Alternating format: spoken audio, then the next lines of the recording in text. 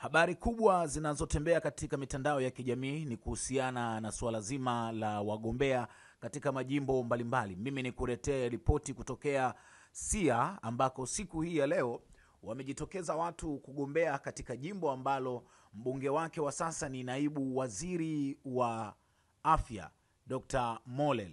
Sasa siku hii ya leo Kennedy Mari amechukua fomu kugombea ubunge katika jimbo la Siha, huku akiahidi mageuzi ya kiuchumi, kijamii pamoja na teknolojia. Lakini katika jimbo hilo hilo la Siha, aliyewahi kuwa mkuu wa mkoa wa Tabora naye pia amechukua fomu ya kuomba ridhaa ya kuteuliwa na Chama cha Mapinduzi kugombea ubunge jimbo la Siha. Kwa hiyo Kennedy Mari mpaka sasa ambaye ameshachukua fomu katika jimbo hilo ni Kennedy Mari pamoja na Agrey Mwandi. Bado naibu waziri bado hajachukua fomu na siku bado zipo. Hapa na kuletea tumsikilize Kennedy Mari baada ya kuchukua fomu.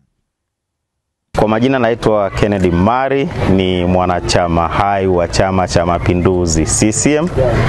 Ni mzaliwa wa wilaya ya Siha, jimbo la Siha, na leo nimesukumwa kuja kuchukua fomu ya kutia nia ya kuwania nafasi ya ubunge katika jimbo letu hili la Siha.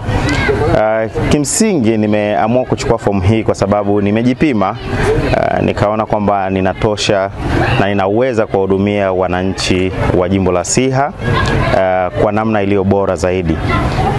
Baada ya tafakari ya zaidi ya miaka 10, nimeona kwamba kuna nafasi ya damu mpya, fikra mpya zikaja na kuomba nafasi ya kuwawakilisha wananchi wa jimbo la Siha kwa ajili ya kuchagiza maendeleo, lakini pia kuhakikisha kwamba tunakwenda kwa kasi inayoakisi nyakati tulizopo.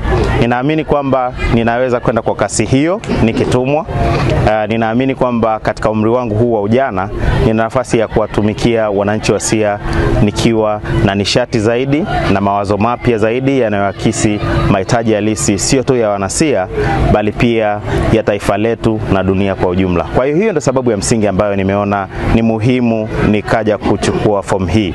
Lakini kwa kuongezea tu ni kwamba nina ilani na ina vipaumbele vyake ambavyo vingine nitawapa waandishi wa habari muweze kuviona, lakini pia kuna malengo mahususi na dhamira yangu ambayo yanaakisi dhamira yangu, ambayo ni ahadi zangu 10 kwa wananchi wa jimbo la Siha endapo chama changu kitanipatia ridhaa ya kupeperusha bendera. Kwa hiyo hayo yote, hizo taarifa zote mtapatiwa waandishi wa habari.